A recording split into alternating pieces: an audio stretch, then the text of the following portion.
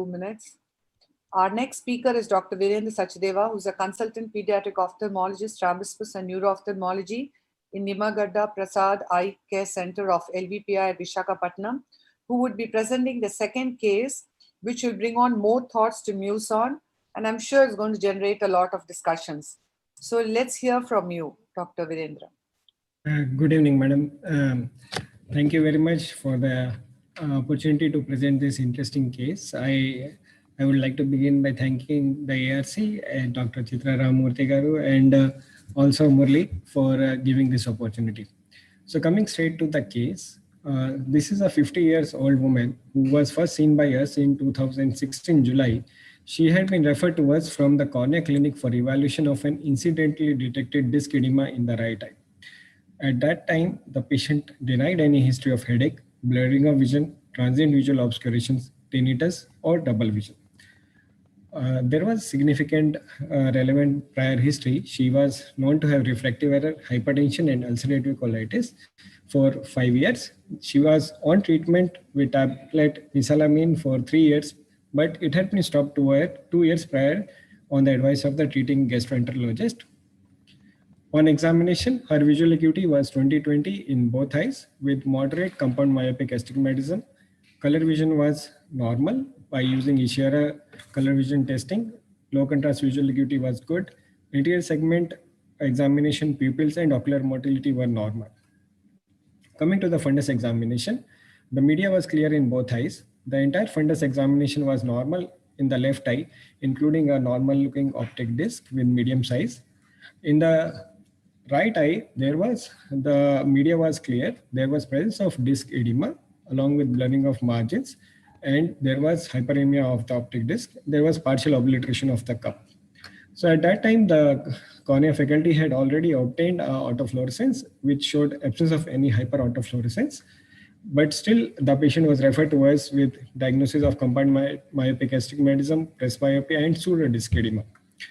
When we saw the patient's visual acuity, refraction, anterior segment, and fundus examination were entirely stable a few days later. The visual fields obtained using the Humphrey visual fields showed enlargement of the blind spot in the right eye with mild reduction of the foveal sensitivity, while in the left eye, the entire visual fields were essentially full. OCT of the peripapillary RNFL showed increased overall RNFL thickness, along with increase in the RNFL thickness in all quadrants. So looking at our own basic knowledge, even if we want to distinguish a mild papilledema from pseudodisc edema, the presence of obscuration of the peripapillary RNFL and blurring of the disc margins are highly suggestive it's a true disc edema. So our patient was more like a true disc edema.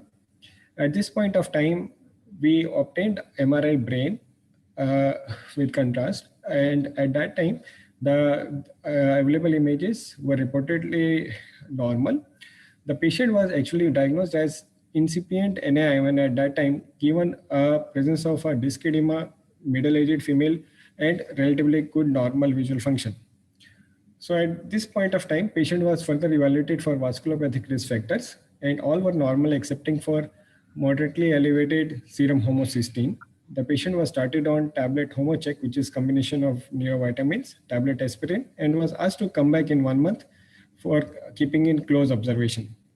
However, the patient was lost to follow-up for a period of 2 years. And when the patient presented again, she was complaining of headache on and off for 6 months prior. There was also a history of transient visual obscuration in the right eye on getting up from supine position for 2 months prior, but there were no other ocular or neurological complaints.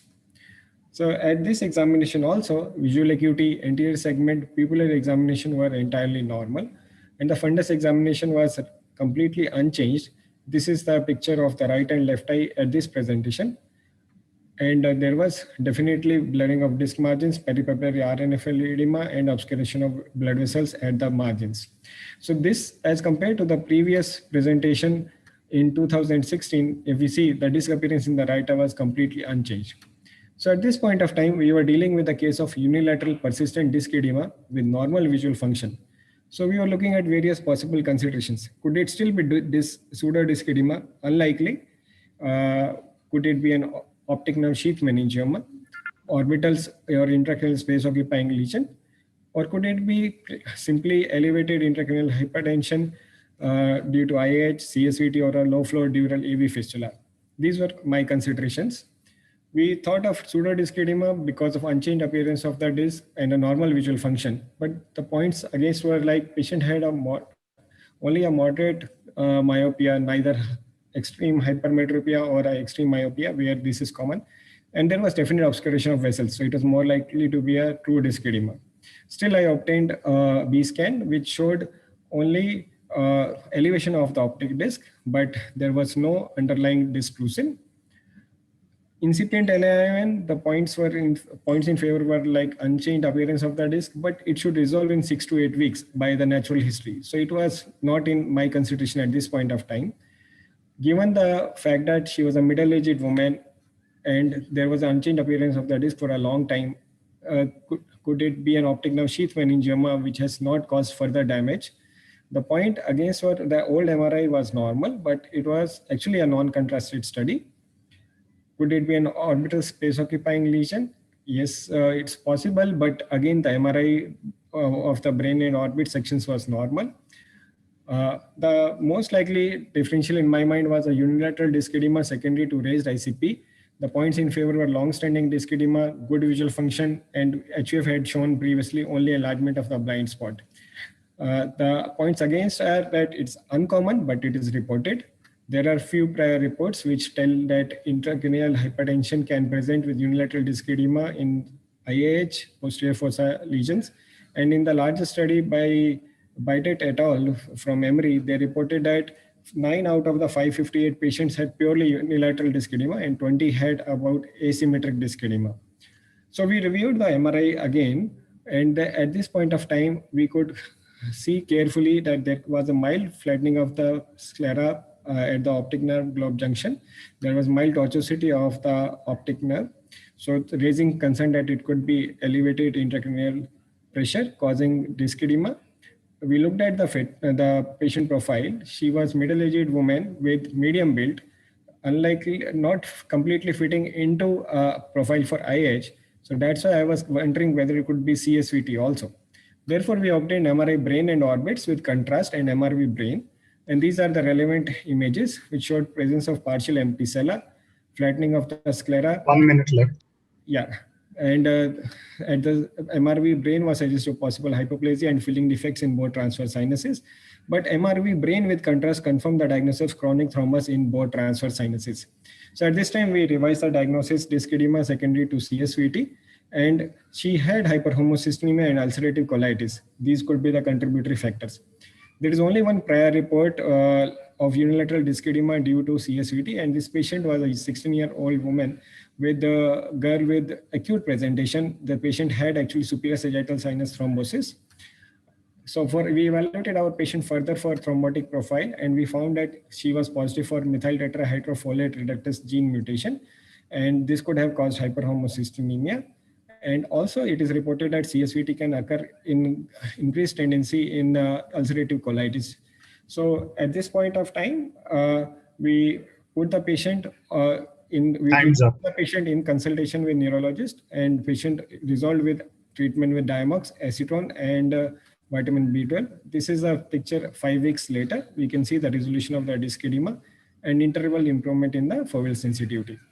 Thank you very much. This is the take-home message that unilateral disc edema is primarily due to intraocular and intraorbital pathologies. However, rarely intracranial pathologies might also present with unilateral disc edema.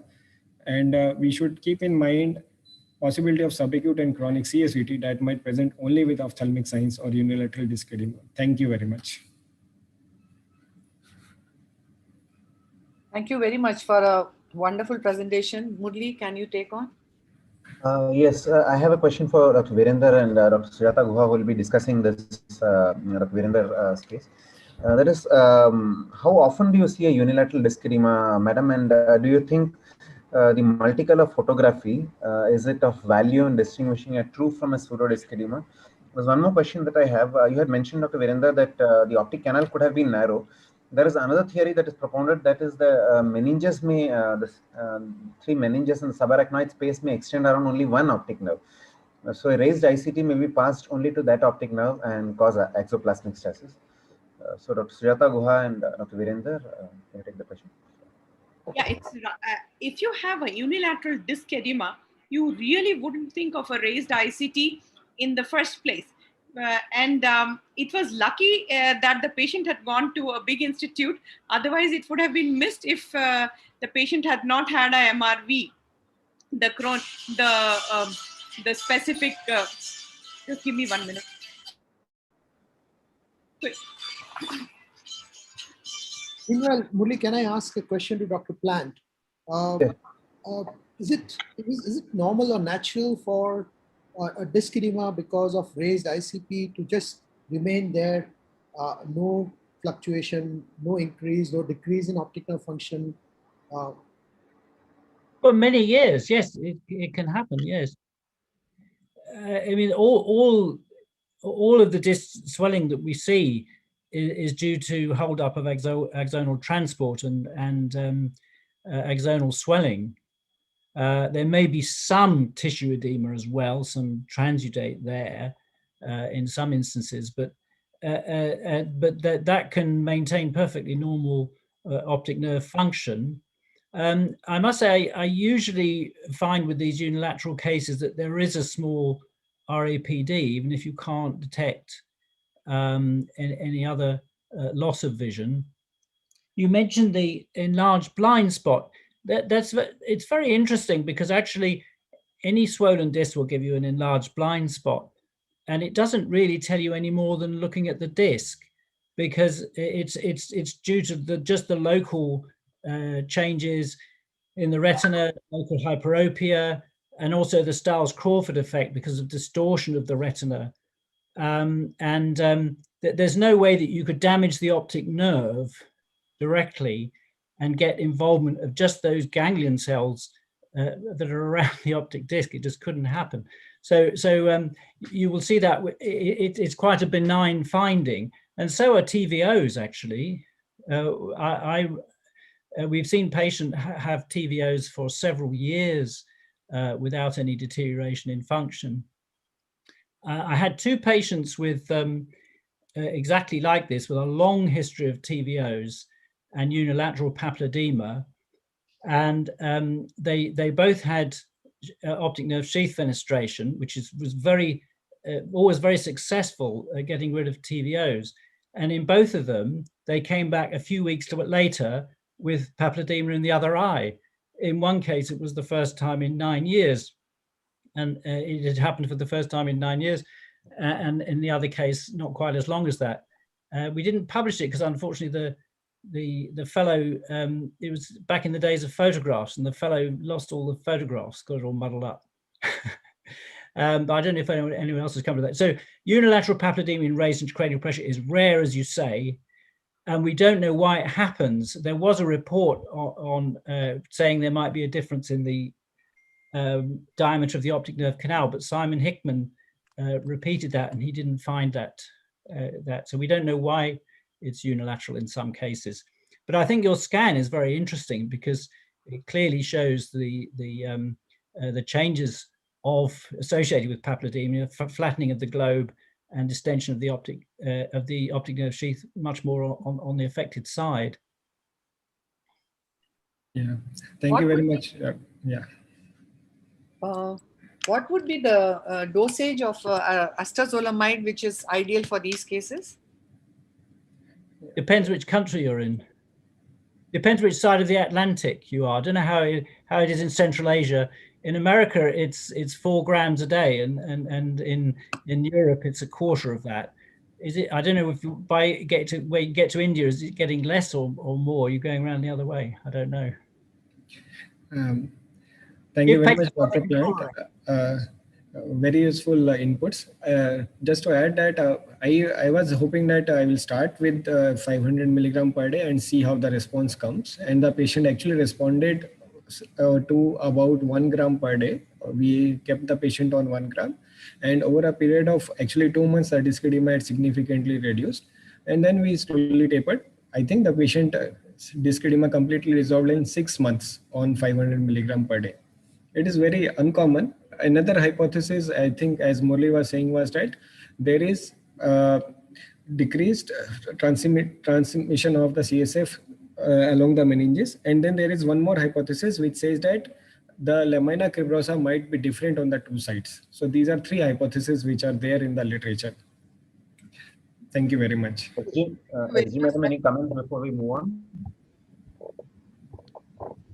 With acetazolamide, I tend to start on a low dose and build it up because of the possibility of adverse effects. It tends to be better tolerated if you do that. But other than that, as I say, 4 grams a day is common in the US.